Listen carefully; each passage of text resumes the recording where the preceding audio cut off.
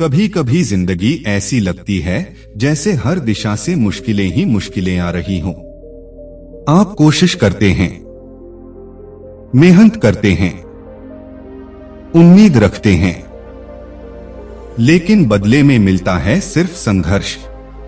और कई बार तो हालात इतने कठिन हो जाते हैं कि आंखों में आंसू आ जाते हैं। दिल कहता है बस अब और नहीं, लेकिन उसी पल एक सवाल उठता है, क्या रोने से जिंदगी बदल जाएगी? यही कहानी है एक ऐसी महिला की जिसने रोना बंद किया और जीतना शुरू किया। उसका नाम था निशा। निशा एक साधारण परिवार की लड़की थी। उसके सपने बड़े थे, लेकिन हालात उससे भी बड़े। घर की आर्थिक स्थिति अच्छी नहीं थी। पिता बीमार रहते थे और घर की जिम्मेदारी धीरे धीरे उसके कंधों पर आने लगी। निशा पढ़ाई करना चाहती थी, कुछ बनना चाहती थी, लेकिन जिंदगी उसे बार बार रोकने की कोशिश कर रही थी। जब भी वह आगे बढ़ने की कोशिश करती, कोई नई समस्या सामने खड़ी हो जाती। कभी पैसे की कमी, कभी लोगों की बातें, कभी खुद का डर। धीरे धीरे निशा अंदर से टूटने लगी। एक दिन वह अपने कमरे में बैठी रो रही थी। उसे लग रहा था कि शायद उसकी किस्मत में सिर्फ संघर्ष ही लिखा है। तभी उसकी नजर एक किताब पर पड़ी। वह किताब स्टोइक फिलॉसफी के बारे में थी। उसने यूं ही पन्ने पलटने शुरू किए। उसमें एक लाइन लिखी थी, जिस चीज को तुम बदल नहीं सकते उसके लिए रोना बंद करो, और जिसे बदल सकते हो उसके लिए उठकर काम करो। यह वाक्य उसके दिल में सीधे उतर गया। उसने खुद से पूछा, क्या मैं हमेशा ऐसे ही रोती रहूंगी या फिर अपनी कहानी खुद लिखूंगी? उस दिन निशा ने एक फैसला लिया। अब वह रोना बंद करेगी और जीतना शुरू करेगी। अगले दिन से उसने अपनी जिंदगी बदलने का निर्णय लिया। उसने सबसे पहले अपनी सोच बदली। वह समझ गई कि दुनिया हमेशा आसान नहीं होगी, लोग हमेशा साथ नहीं देंगे और हालात हमेशा सही नहीं होंगे, लेकिन एक चीज उसके नियंत्रण में है, उसका मन। स्टोइक माइंडसेट का पहला नियम उसने यही सीखा, अपने मन को मजबूत बनाओ। निशा ने हर सुबह जल्दी उठना शुरू किया। वह पढ़ाई करती, नए स्किल्स सीखती और हर दिन खुद को थोड़ा बेहतर बनाने की कोशिश करती। जब लोग उसे कहते, तुम नहीं कर पाओगी, तो वह बस मुस्कुरा देती, क्योंकि अब वह समझ चुकी थी, दूसरों की राय उसके भविष्य का फैसला नहीं कर सकती। रास्ता अभी भी आसान नहीं था। कई बार उसे असफलता मिली, कई बार मेहनत का परिणाम नहीं मिला, लेकिन इस बार फर्क यह था कि वह टूटती नहीं थी।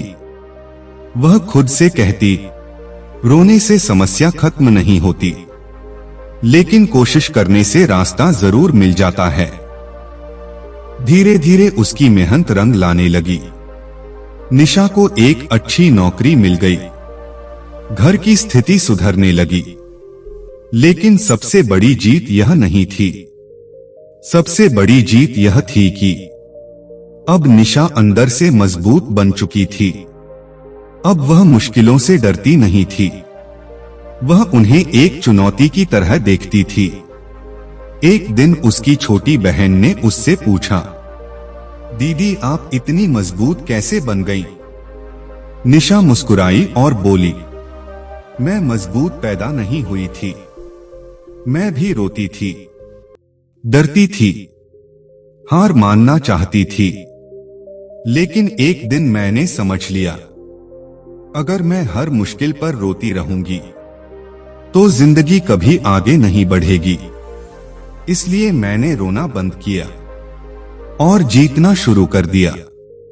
यह बात सिर्फ निशा की नहीं है, दुनिया की हर मजबूत महिला की कहानी लगभग ऐसी ही होती है। वे भी रोती हैं, वे भी डरती हैं, लेकिन एक दिन वे फैसला लेती हैं, अब मैं हार नहीं मानूंगी। स्टोइक फिलॉसफी हमें यही सिखाती है। जिंदगी में दो तरह की चीजें होती हैं, एक वो जो हमारे नियंत्रण में है और दूसरी वो जो हमारे नियंत्रण में नहीं है। जो हमारे नियंत्रण में नहीं है उन्हें स्वीकार करना सीखो और जो हमारे नियंत्रण में हैं उन पर पूरी ताकत से काम करो। जब एक महिला यह समझ जाती है तो उसकी ताकत कई गुना बढ़ जाती है, क्योंकि तब वह परिस्थितियों की गुलाम नहीं रहती, वह अपने जीवन की निर्माता बन जाती है।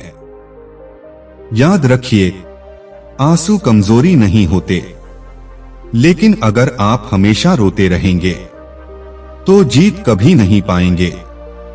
कभी कभी जिंदगी में आगे बढ़ने के लिए एक ही फैसला काफी होता है।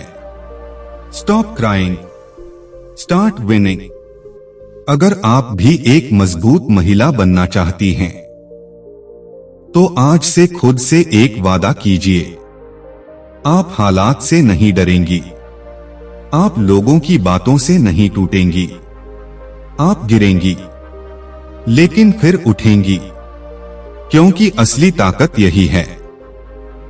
और याद रखिए, दुनिया मजबूत लोगों को ही याद रखती है।